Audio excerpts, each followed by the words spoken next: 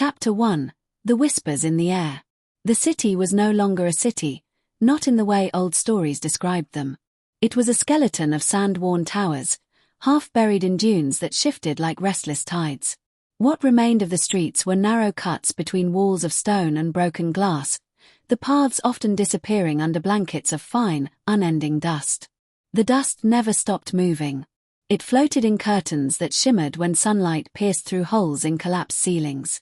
It hissed along the cracked cobblestones, curling into corners, whispering against the walls as if it carried secrets it was desperate to tell. Kael had learned to listen. She crouched in the husk of an old market stall, her shawl wrapped tightly around her face. The sound of dust wasn't like words, not exactly. It was more like a faint memory, a half-remembered dream brushing against her ear. Some scavengers said it was nonsense, that she only imagined voices because the storms had hollowed her mind. But Ira knew better. When she stilled her breath and pressed her palm flat to the ground, she could sometimes catch hints. The echo of laughter from long ago, the rhythm of footsteps, or even the brittle cry of someone who'd once lived where only silence now reigned. Today, the whispers had guided her to a door. It was heavy oak, warped and cracked, set into a sunken frame where an apothecary's shop might once have been. She pressed her ear to the wood. For a moment there was only the dry hiss of dust rubbing against the hinges. Then she heard it, a child's giggle, faint but distinct, followed by the sound of glass shattering. Kael's chest tightened. The dust was giving her a memory, urging her inward. She forced the door open. It groaned like an animal in pain, and a cascade of grey powder drifted down from the lintel, dusting her shoulders. She slipped inside. The shop was dim, the roof half collapsed. Shelves leaned at awkward angles, their contents long turned to powder or shards. But in the far corner, beneath a tangle of beams, something caught the light, a bottle still intact. Its glass shimmered faintly green, and inside was a liquid that seemed impossibly clear, untouched by time. Ira's heart quickened. A relic like that could mean a week's worth of food, maybe two, if she found the right buyer. She stepped carefully, her boots crunching over broken glass.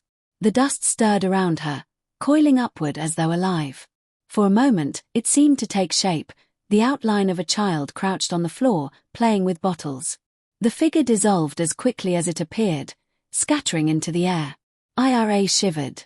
"I see you," she whispered under her breath, though she didn't know if it was true. She reached for the bottle.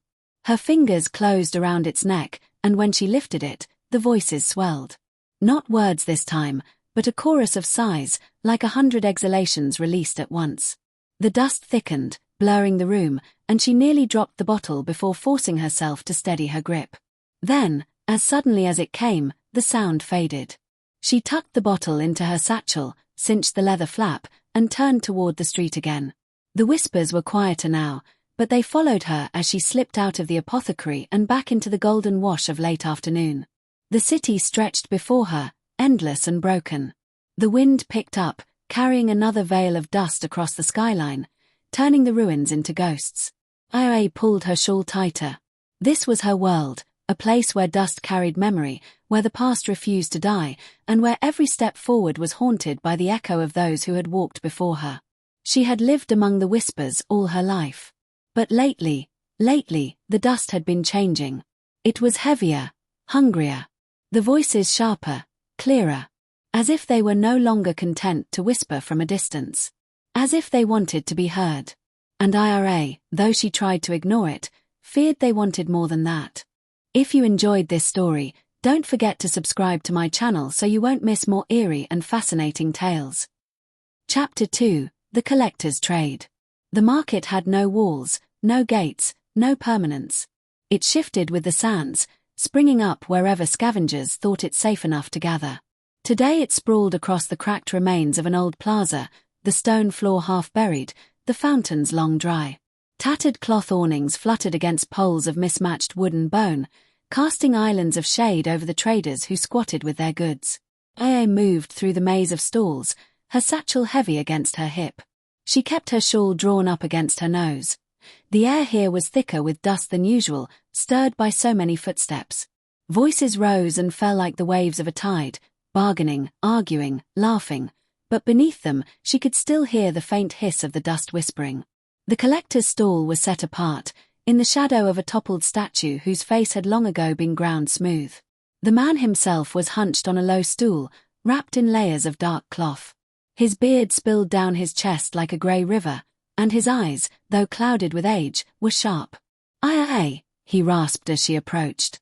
His memory for names was uncanny, though he claimed never to write anything down. "You bring me something worth my time." She slipped the satchel off her shoulder and carefully drew out the glass bottle. Even here, in the dim shade, its green shimmer caught the light. The collector leaned forward, his eyes narrowing. "By the bones," he whispered. "Untouched." "Found it sealed," Ira said. She kept her voice flat, but her fingers tightened on the glass. "The liquid still pure." The old man reached out, but she held the bottle back just enough to remind him of the game. He chuckled, a dry, papery sound. "You're learning," he said. "Good. A relic like this could fetch you coin enough for a month. Or food. Or safe passage through the wastes." "I'll take food," Ira replied quickly. "Dried meat. Roots, if you have them. And water." The collector tilted his head, as if weighing her words. Then he leaned back and gestured for her to set the bottle down. As she did, the dust swirled around them. The air grew suddenly heavier, and Ira caught a sound she had never heard before, a faint melody, drifting between the voices of traders.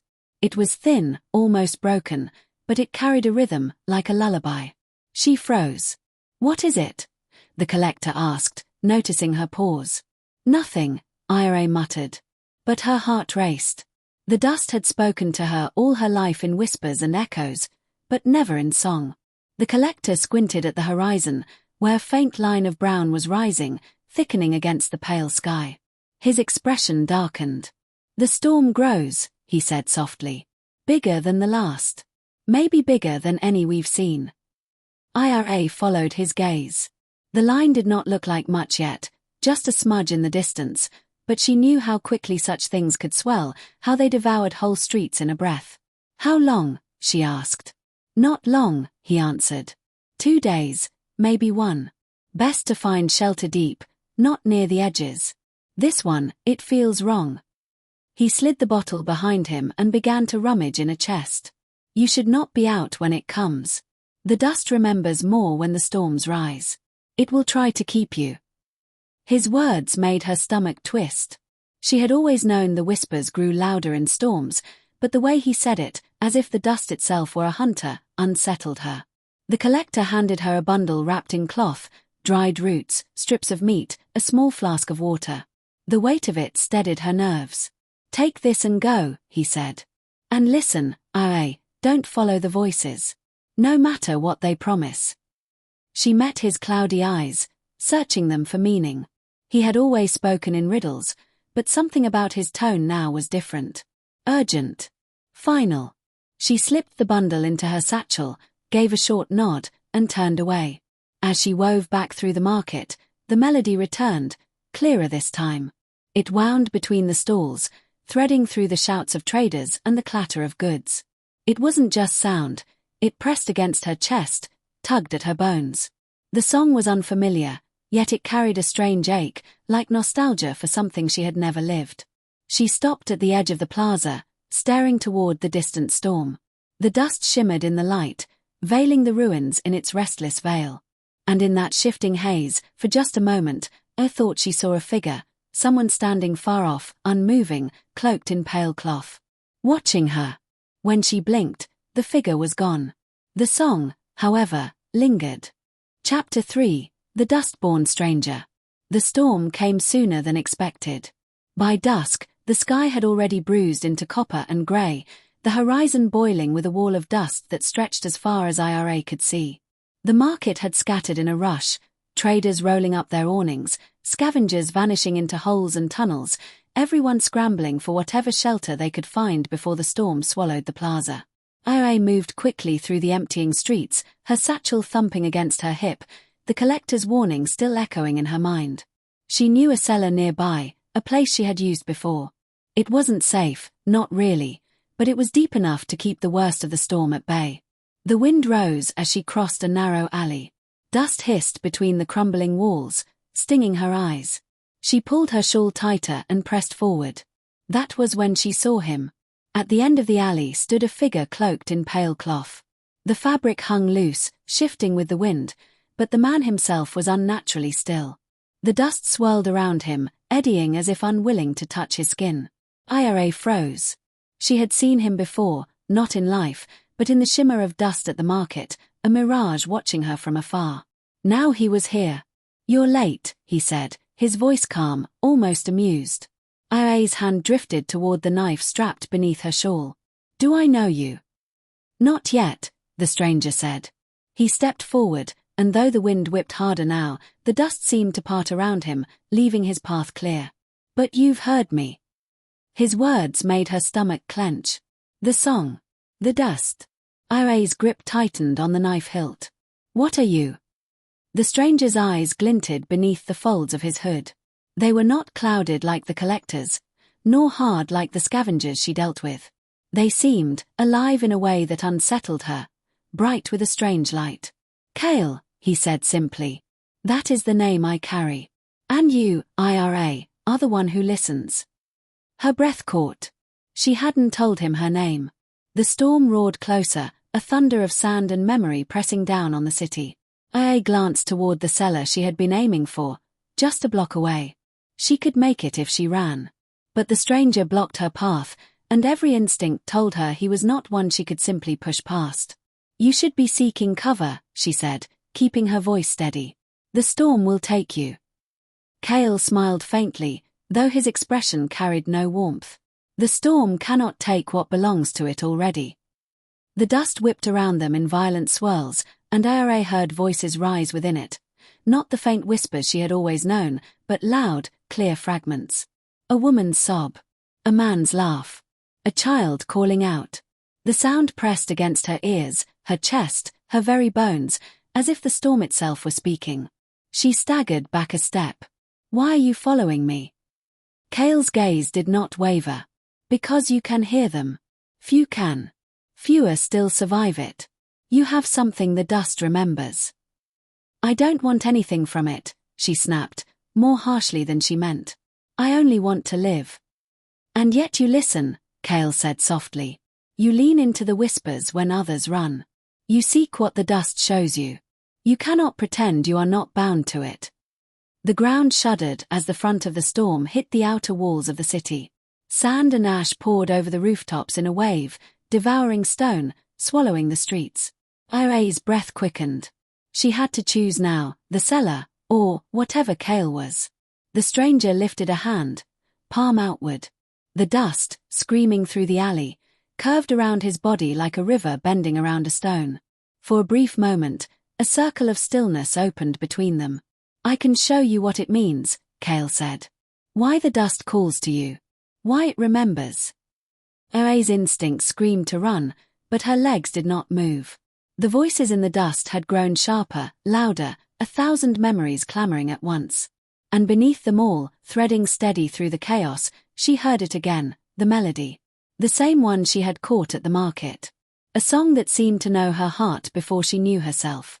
Kael's voice joined the storm, low and certain. "The dust is not death, Ira. It is memory.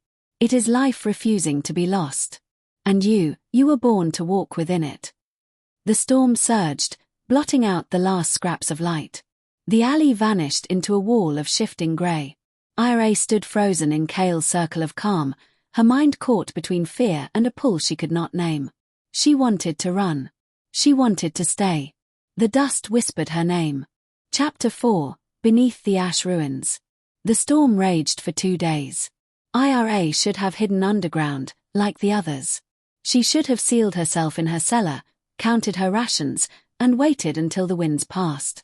Instead, she found herself walking in Kael's shadow, carried deeper into the ruins than she had ever dared to go. The strangest part was that she was still alive. Kael's circle of calm held as he led the way, the storm curving around them in furious arcs.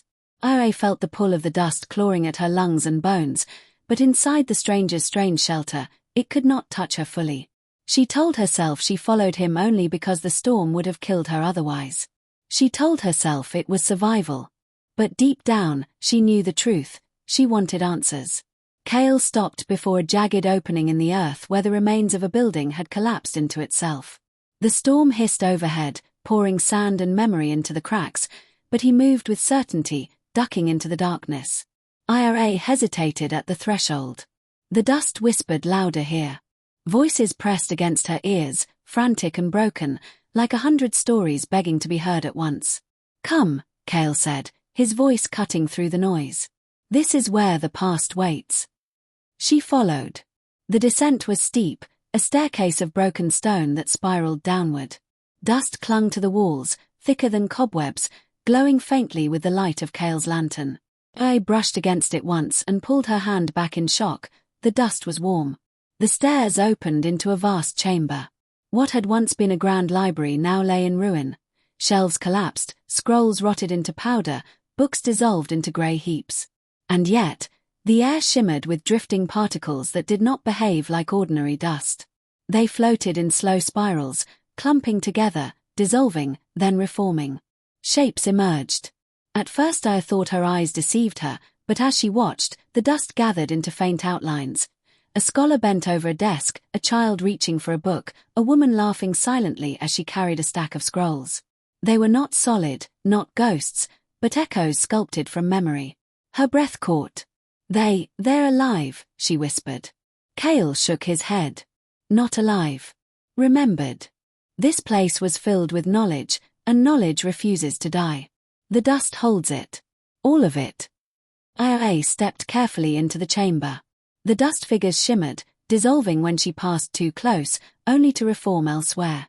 Each time, faint sounds brushed her ears, the scratch of a quill, the turn of a page, the echo of laughter long gone. She reached for a crumbling book that still clung stubbornly to a shelf. The cover disintegrated beneath her fingers, falling into powder, but as it did, a sudden rush filled her mind. A voice spoke. Not aloud, but inside her head. "The study of winds is the study of memory. Each grain carries what it has touched. To understand dust is to understand the past itself."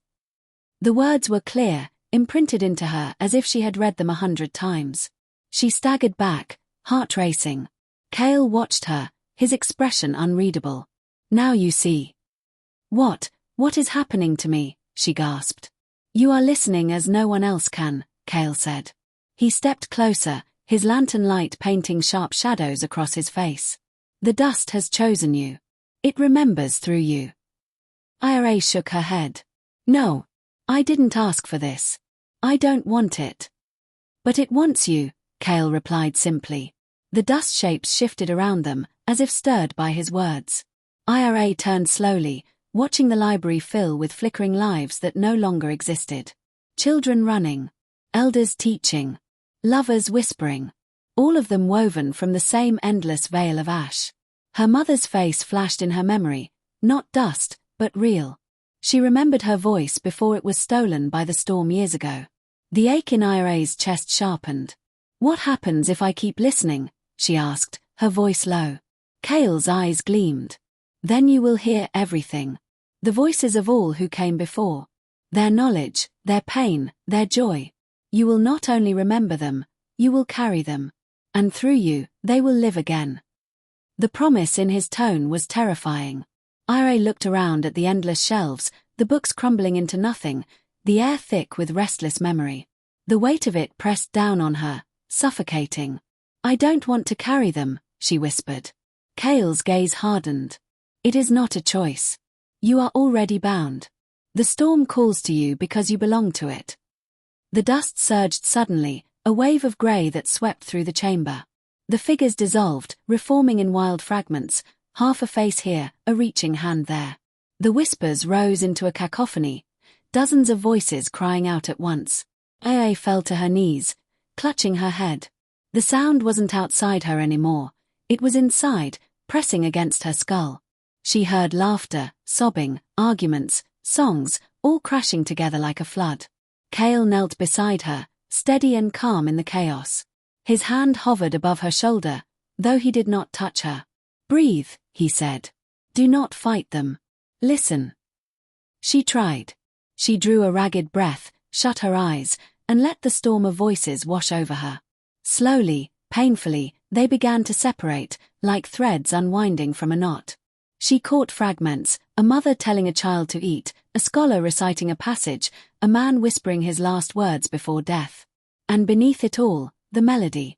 That same song. Clearer now, almost whole. Aya opened her eyes.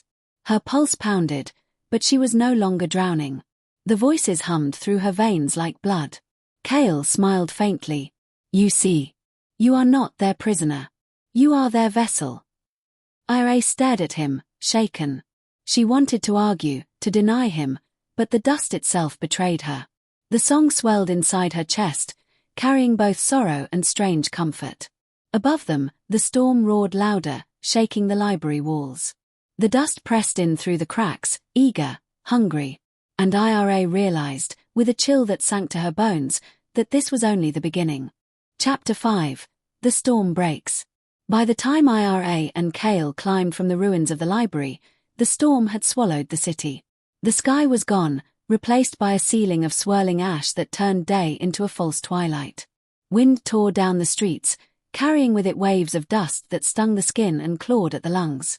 Buildings vanished into grey veils, their outlines shuddering as if they were memories too fragile to hold shape. Aya pulled her shawl tighter, though it did little against the storm's fury. Kael walked ahead, unhurried, as if the storm bent itself around him. His pale cloak barely stirred, even as the wind howled. Everywhere, the voices screamed. Aya had grown used to the whispers of dust, the faint murmur of lives long gone. But this was different. The storm carried thousands of voices, sharp and desperate, rising and falling like waves crashing against her mind. Laughter turned to screams, screams to silence, silence to song. Her ears rang with it, her head pounding. She stumbled against a wall, clutching her skull. It's too much, she gasped.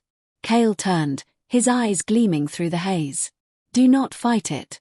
Let it pass through you. They are not here to harm you. That's a lie, she spat. They want me. They want to drag me under with them. He stepped closer, his presence unsettlingly calm amid the chaos. They only want to be remembered. You give them that. The ground shuddered. Aya looked up and froze. Through the storm, a shape was forming. Not like the faint outlines she had seen in the library, fragile and fleeting. This was denser, darker, the dust pulling together with purpose. A human shape, tall and broad, striding between the ruins. Another followed. Then another. Figures walked from the storm, bodies sculpted from ash and memory. Their faces were blurred, features shifting as if refusing to settle, but their movements were deliberate. Some carried tools that crumbled with every step, others held children made of swirling dust. Their footsteps left no mark on the ground, but the sound of them was deafening, a drumbeat echoing through Ira's bones. She staggered back, terror gripping her chest. They're real. They are echoes, Kael said, his voice almost reverent. The storm makes them strong enough to walk again. The figures did not look like harmless echoes to Ira. They filled the street, moving past her, through her, their bodies dissolving and reforming as if she were no more substantial than air. Each time one brushed against her, she felt a shock of memory, a flash of a face, a scream, a final moment of death. She cried out, sinking to her knees. Kael reached for her, but she slapped his hand away. Don't touch me. Another tremor shook the street. This one was deeper, heavier, as though something vast shifted beneath the earth. The storm's roar grew to a pitch that made Ira's teeth ache. From the heart of the storm came a sound unlike any she had heard before, not a voice, not a memory, but a chorus, layered and immense. It was the storm itself speaking. Return. The word pressed against her chest, her throat, her skull. Ira coughed, choking, the sound filling her lungs like smoke. She fell forward, her palms sinking into dust that surged beneath her fingers like water. Kael knelt beside her, his face taut. Do you hear it now? Do you understand? This is not death. It is life, vast and unending. The past is not gone, it waits. All of it waits. Ira shook her head violently. No. This isn't life. This is madness. Another figure formed ahead of her, smaller than the rest. A child. Its body shimmered as it walked toward her, hand outstretched. A's heart stopped. The curve of its cheek, the tilt of its head, it looked almost like her. The dust figure spoke, its voice a whisper carried directly into her ear. Mama. A's throat tightened, her eyes burning. She reached out before she could stop herself, but the figure dissolved into nothing, scattering into the storm. The loss hit her like a blow. Kael's voice rose above the storm, fierce and certain. Do you see now? The dust remembers everything. It remembers you. It remembers your blood. Do not turn from it. Accept it. You were born for this. Ira staggered to her feet, her fists clenched. No. I wasn't born for them. I wasn't born to drown in ghosts. The storm's chorus boomed again, shaking the city to its bones. Dust poured into the streets, consuming stone, reducing towers to ash in moments. The figures multiplied, filling the city with an army of the past. Ira ran. She sprinted through the grey, weaving between the walking dead, her lungs burning with dust. The voices clawed at her, the song winding through her chest, pulling her back, but she forced her legs to move. She didn't know where she was going, only away. Kael did not follow at first. When he finally stepped into her path, he was calm, untouched by the storm, his cloak glowing faintly in the storm's dim light. You cannot run from them, he said. Ira drew her knife. Her hands shook, but her voice was steady. Then I'll fight. Kael looked at her, not with anger, but with something like pity. You cannot fight memory, Ira. You can only carry it. The storm surged again, the dust pressing in from all sides. The street dissolved into a grey void where past and present blurred together. Ira stood with her knife, the storm's chorus in her ears, Kael's steady gaze on her, and the weight of 1,000 voices clawing for her breath. The storm had broken. And she was trapped within it. Chapter 6, Voices of the Forgotten. The storm did not relent. Ira pressed herself against the crumbling wall of a building, her knife still clutched tight, her lungs raw from dust. The world had become nothing but grey. Grey air, grey ground, grey shapes drifting in and out of existence. Her heart pounded like a trapped animal. The figures walked around her, past her, through her, hundreds of them, thousands. They came in every shape. Children, elders, warriors, scholars, mothers, beggars. Their forms flickered and dissolved, but their voices remained sharp, cutting through her like blades. Help me. Don't forget. I was here. She shut her eyes and covered her ears, but it made no difference. The storm lived inside her now, pressing its chorus against her mind. Then, among the chaos, one voice rose clear. Ira. Her breath caught. It wasn't like the others, fragmented, broken, pleading. This one was whole, steady, achingly familiar. A voice she hadn't heard in years, not since the night the storm took her. Her mother. Aye, the voice said again, closer now, gentle as a hand brushing her cheek. My little one. Her knife slipped from her grip. Her eyes flew open. Through the shifting dust, a figure emerged. Not blurred like the others, not flickering. Solid. Her mother stood before her, exactly as Ira remembered. Hair tied back in a loose braid, eyes dark and bright, shawl wrapped across her shoulders. She smiled softly, though sorrow edged the curve of her lips. Ira's knees buckled. No, this isn't real. It is me, the figure said, kneeling so their eyes met.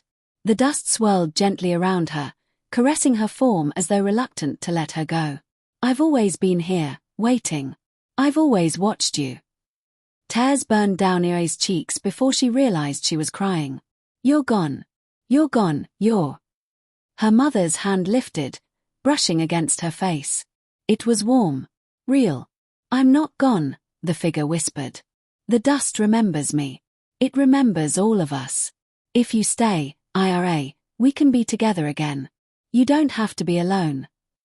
Her voice broke something inside Ira. She had carried her mother's absence like a wound all her life, a hollow that never closed. Now, here she was, alive in a way Ira couldn't explain. Kael's voice cut through the storm behind her. Do not resist, Ira. She is yours. She has always been yours. Let the dust give her back to you. Ira turned. Kael stood a few paces away, calm amid the chaos, his eyes burning with conviction. The storm bent around him, and the figures walked by as though he were part of them. "You see now what it offers," he said. "Not ghosts. Not illusions. Memory alive, flesh remade. All that was lost, returned." Ira's chest heaved. Her mother's hand lingered against her cheek, her smile full of love. For one wild moment, Ira wanted nothing more than to sink into her arms and never let go. But another voice whispered inside her, not from the dust, not from Kael, but her own. "If this is real, why does it hurt so much?" She tore her gaze from her mother and stumbled back. "No," she whispered. "This isn't her. It can't be." Her mother's eyes filled with pain. "Don't turn from me, Ira. Please. I'm here. I've always been here. You don't have to suffer anymore." The words clawed at her heart. Ira pressed her fists against her ears, shaking her head violently. "You're not her. You're just dust pretending to be her." The figure faltered, its edges trembling, its warmth fading. Her mother's face flickered, breaking apart into motes of grey. "No!" Ira screamed, reaching out as the figure dissolved. Her hands grasped only empty air. The dust scattered into the storm. Silence fell inside her, a silence heavier than the voices had been. Kael stepped closer, his expression unreadable. "You turned her away." Ira wiped her tears with the back of her hand, her chest heaving. "Because it wasn't her. It wanted me to believe it, but it wasn't her." Kael's gaze softened, though sorrow edged it. "And if it had been, would you have chosen differently?" Ira had no answer. Her throat closed, and her chest felt hollow. She bent down, picked up her knife, and clenched it hard to stop her hands from trembling. Kael's voice lowered, almost kind. "You are stronger than most. But the storm is not finished with you. It will show you more. It will tempt you until you cannot refuse." Ira met his eyes, her own burning with fresh anger. "Then I'll refuse 1,000 times." But even as she said it, her voice shook. The storm roared again, louder, hungrier. The figures pressed closer, their voices rising into a single cry, "Remember us." And Ira knew the worst was yet to come. Chapter 7, The Bargain of Dust. The storm did not ease. If anything, it grew heavier, pressing on the city like a weight that could not be lifted. Buildings collapsed in muffled crashes, swallowed instantly by the sea of ash. The air was thick, unbreathable, yet Kael still walked as though he were a man strolling beneath a quiet sky. Ira trailed him through the ruin of what had once been a wide avenue. She kept her knife drawn, though she knew it would be useless against him, or against the storm itself. The echoes of the dead brushed past her, faceless and shifting, their whispers gnawing at her resolve. Kael finally stopped before the skeletal remains of a tower, its upper floors already half-eaten by dust. He turned, pulling back his hood. His face was bare, sharp, and strangely luminous, as though the dustlight itself lived beneath his skin.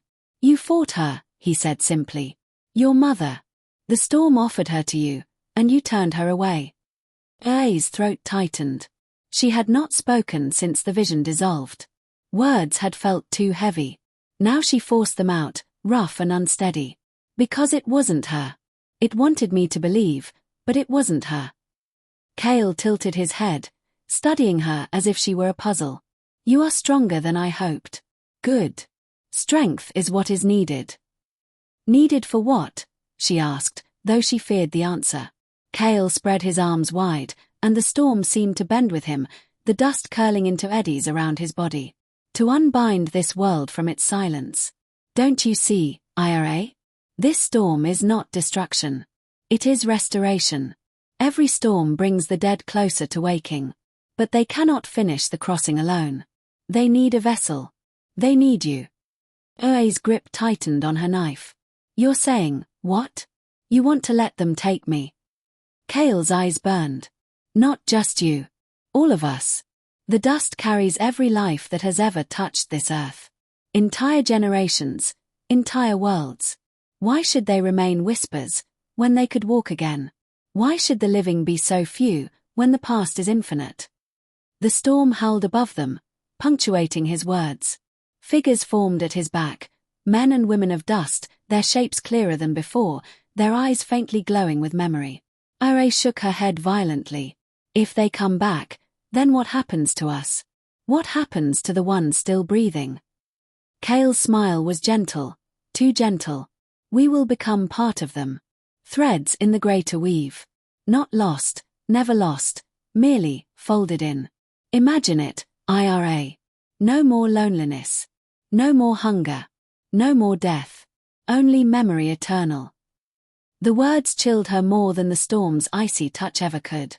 She stepped back, knife raised. That isn't life. That's erasure. Erasure. Kael's voice sharpened.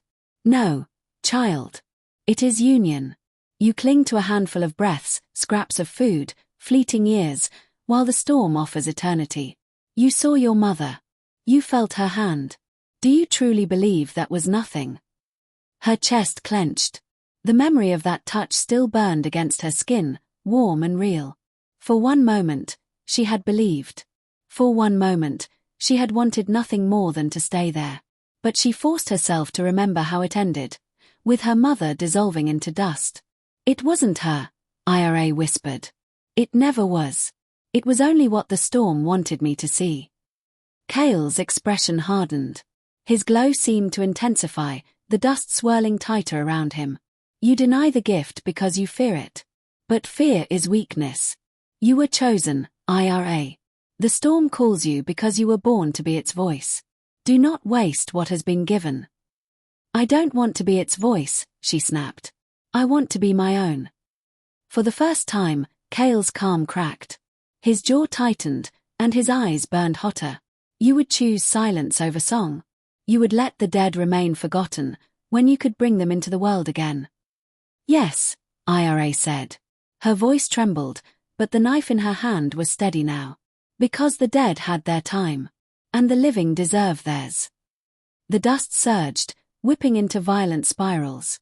Kael's cloak snapped in the wind, his outline blurring as the storm fed him strength. You do not understand, Ira. The storm will not stop. If you will not join it, it will take you anyway. And when it does, you will wish you had embraced it willingly. The figures of dust closed in, forming a circle around them. Their voices rose into a single chant, 1,000 tongues speaking in one. Remember. Remember. Remember. Ira's heart hammered, but she planted her feet. Then let it try. The storm shrieked, and the ground trembled beneath her boots. Kael raised his hand, and the dust surged like a tide, ready to drown her. But deep inside, beneath the fear, Ira heard something else. Not the storm's chant, not Kael's voice. Something quieter. A pocket of stillness, waiting. And for the first time, she wondered if the storm's power was not only his to wield. Chapter 8, The Shattered Veil. The storm lashed around Ira, its voice a thousand-throated roar.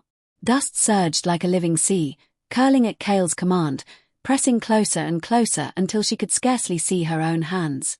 The circle of figures moved in rhythm with his gestures, a chorus of memory closing in. Kael's voice cut through the chaos. Submit, Ira. The storm is not your enemy, it is your destiny. Her breath came ragged, every inhale burning her lungs. She lifted her knife, though she knew it was useless against the tide. If this is destiny, she shouted, then it's one I'll break. Kael's eyes blazed. He thrust out his arm. The dust obeyed, rushing toward her in a wave that blotted out everything. Ira braced for impact. Yet at the last instant, something deep inside her rebelled. A single, sharp word rose unbidden to her lips, a word she had never spoken but felt as though she had always known. Stop. The wave halted inches from her face. Dust hung suspended, grains trembling in the air like frozen rain. For a heartbeat, the storm itself seemed to falter. Kael's eyes widened. Ah! So it awakens. Ira staggered back, her heart pounding. The dust rippled in response to her fear, pulling away as though alive. She lifted her hand, slowly, and the particles bent toward her palm, swirling into a small spiral that pulsed with light. She gasped. The storm was listening. No, she whispered. No, This isn't mine. I don't want it. But the dust clung to her, coiling around her fingers like smoke eager for breath. Each grain hummed with memory, faces, voices, fragments of laughter. They flooded into her mind until she could barely tell where she ended and they began. Kael stepped closer, awe flickering across his features. Do you feel it? The storm has chosen you. You are its vessel. Ire shook her head violently. I won't be your vessel. I won't be anyone's. The dust pulsed harder, straining against her refusal. A crack split the air, sharp, like glass fracturing. Then another. The world around her wavered. Through the storm, glimpses of something else appeared. A marketplace filled with color, a field of green grass bending in the wind, a woman carrying a child across a sunlit street. They flashed like shards of stained glass, breaking through the grey. Oe's stomach lurched. What is this? Kael spread his arms wide, his voice triumphant. The veil. The wall between now and what was. You are tearing it open. The storm shrieked, louder than ever. Cracks of light spread across the air itself, as though the world were a pane of glass shattering under pressure. Through them, the past bled into the present. Whole streets from other times flickered in and out, layered over the ruins. Figures walked these streets, not blurred echoes but sharp, real, alive. A child darted past her, laughing, before vanishing into ash. Lovers held hands in the sunlight one moment, dissolved into dust the next. The city was collapsing under its own memories, the veil no longer able to hold. Kael's voice rose above the chaos. Do you see? The past is not dead, it only waits to be freed. With you, Ire, we can break the veil forever. The storm will not just whisper, it will remake. Ire's chest ached. The visions clawed at her heart, the laughter of children, the warmth of sunlight she had barely remembered, the feeling of a world whole and untouched. For an instant, she wanted to let it all in, to drown in it, to live in a place where nothing was ever lost. But then she saw what came with it. Streets twisting into ruins. Families dissolving into dust before her eyes. A city collapsing under the weight of too many times at once. Her grip on her knife tightened. If the veil shatters, there won't be life. There'll only be chaos. Kael's smile was fierce, fevered. Chaos is the seed of creation. From the dust, everything can be remade. We can restore all who have been lost. And destroy everyone still living, Ire shot back. The storm's chorus swelled, the figures chanting louder. The cracks spread until whole sections of sky shattered, fragments raining down like broken glass that dissolved before touching the ground. Ire dropped to her knees, clutching her head. Too many voices poured in, too many memories. She saw through eyes not her own, births, deaths, loves, wars, all layered atop her own thoughts until she could not tell if she was Ire at all. No, she screamed. The dust coiled tighter around her hands, pulling at her veins, dragging her into its endless song. Then, in the heart of the storm, she found that quiet place again, the pocket of stillness she had touched before. She focused on it desperately, clinging to its silence. For a moment, the storm faltered. The voices dimmed. The cracks paused in their spreading. Kael's head snapped toward her, fury igniting in his gaze. What are you doing? Ire rose slowly, the dust still swirling around her but no longer consuming her. I'm not your vessel. And I'm not theirs either. If this storm listens to me, then it will listen to one truth: I am alive. Now. The dust shuddered, ripples racing through the storm like a great beast unsettled. The veil trembled on the edge of collapse, fractured and glowing. Ire stood at its center, the storm's power coiled around her like a second skin. For the first time, she realized, she could break it. Or she could mend it. Chapter 9, Ashes and Choices. The storm had reached its zenith. The sky was a fracture of grey and gold, shards of light and dust cutting across the ruined city. Streets twisted beneath her feet, impossibly layered with fragments of memory and reality. Figures moved in and out of existence, some screaming, some laughing, some frozen mid-gesture, all waiting, all demanding to be remembered. Kael stood at the eye of the storm, his cloak whipping around him, his eyes alight with unyielding certainty. He raised both hands, and the dust obeyed, surging into towering waves. Do you see now, Ia? You cannot resist the storm. All that lives, all that has lived, waits to walk again. You can end this, or you can join us. Ia's pulse hammered in her ears. She felt the weight of 1,000 lives pressing against her chest, memories brushing against her mind like fingers tugging her apart. Her hands shook, the knife she had once held useless against the tide. I won't be your servant, she shouted. I won't let you use the past to erase the present. Kael's smile sharpened. And yet, you were born to it. You are the key. Ia's gaze flicked across the shattered streets. Dust figures drifted past her, children she had never met, mothers she had never known. Each reached for her in silent pleading. The melody, the song she had heard since the first storm, pulsed in her chest. Her mother's face appeared, then dissolved. Faces of strangers flickered. The storm promised warmth, reunion, relief from the emptiness she had always carried. Her hands clenched. The quiet place inside her, the pocket of stillness she had discovered, called to her again. She focused on it desperately. Not to flee, not to hide, but to act. She lifted a trembling hand, and the dust paused. Kael's eyes widened. You can control it. I'm alive, Ira said, voice shaking but clear. And that's all that matters. She reached out with more than her hand. She reached with her mind, with her heart, with the essence of herself that had always survived storms, hunger, and grief. She commanded the dust, not with fear, not with hope, but with the certainty of living. The figures faltered. The voices dimmed. The cracks in the sky paused their spread. She felt the storm's power bending, straining against her. Kael's fury erupted. You cannot hold it. It will consume everything. Ira stepped forward, closing the distance. Then let it try, she said. The dust surged one last time, a wall of memory and ash. The storm's roar shook the ruins. Figures reached for her, calling her name, whispering promises of eternity. She reached into the swirling grey, her focus absolute. With a sharp, commanding thought, she pulled. Not to destroy, not to obey, but to reshape. The dust froze in mid-air. The figures shimmered, then solidified in quiet slivers of motion, frozen but not gone. The storm contracted, retreating like a great beast stilled by a stronger will. Kael staggered back, disbelief flashing across his face. Impossible. I forced him to meet her gaze. This is my choice. The storm bent and recoiled, unable to move against her command. She extended her hand toward Kael. I'm giving you a choice. Leave, or be bound. Kael laughed, low and bitter. You think you can contain eternity in your hands? Yes, she said.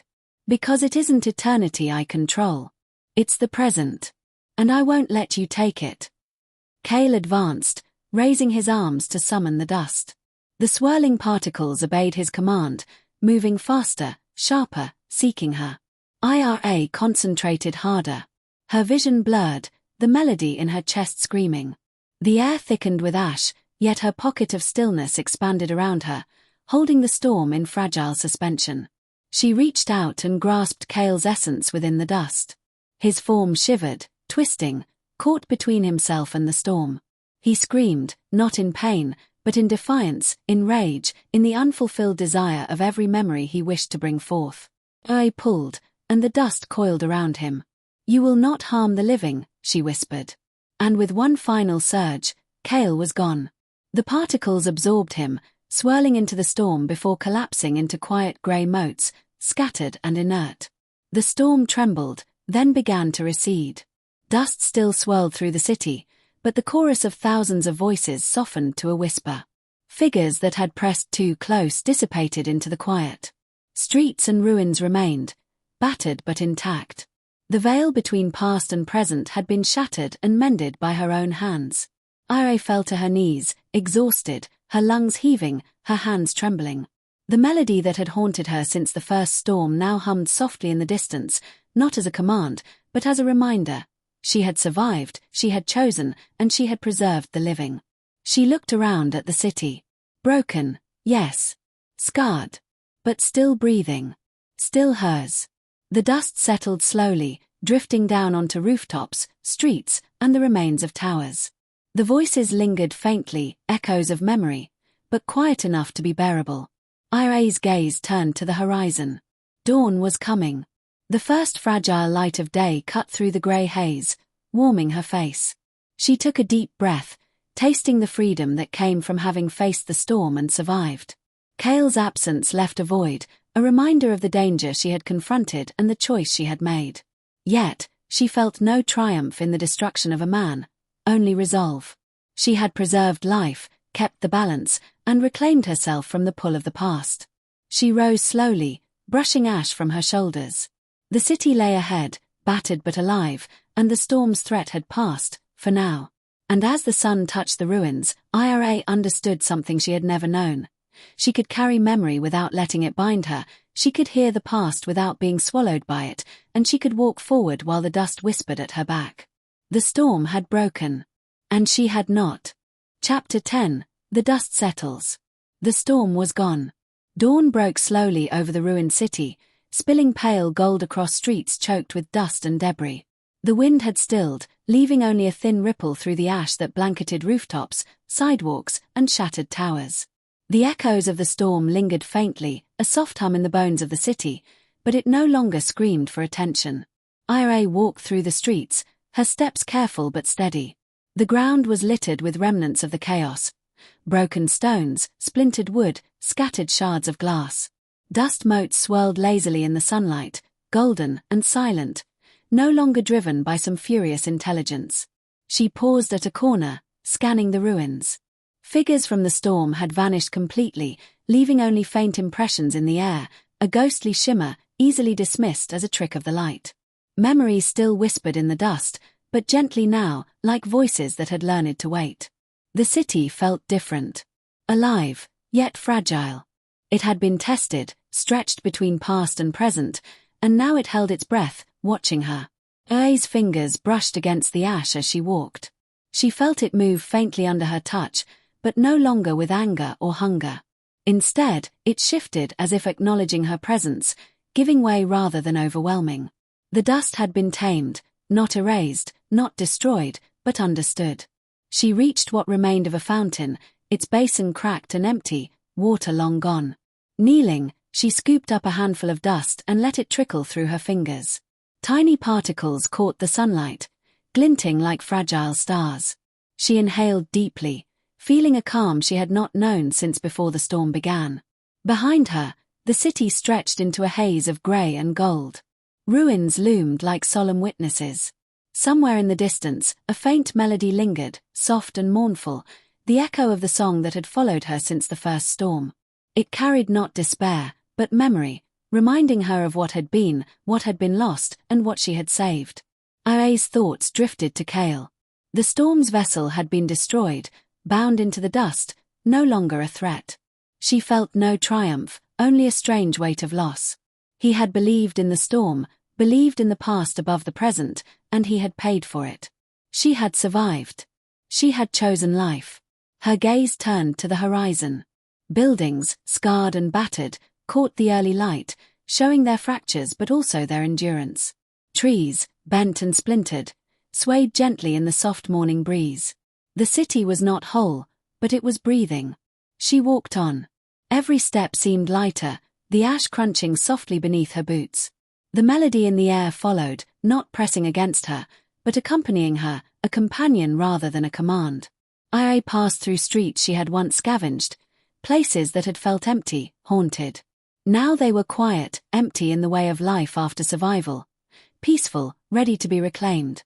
She glimpsed signs of small movements, a cat slinking through an alley, a bird landing on a broken ledge. Life persisted, stubborn and patient, just as she had. She remembered the library, buried beneath the ash, where the past had first pressed against her mind.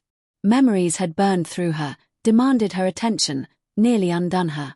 But she had survived. She had bent the dust, controlled the storm, and preserved what mattered. That knowledge, she realized, was hers to carry. She did not have to be its prisoner. She could hear the past without being consumed. Ira paused at the plaza where the market had once thrived. It was quiet now.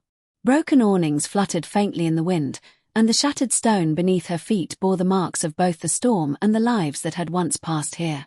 She knelt again, touching the rough surface. A faint shimmer of dust drifted around her hand, responding to her presence, bending and shifting without violence.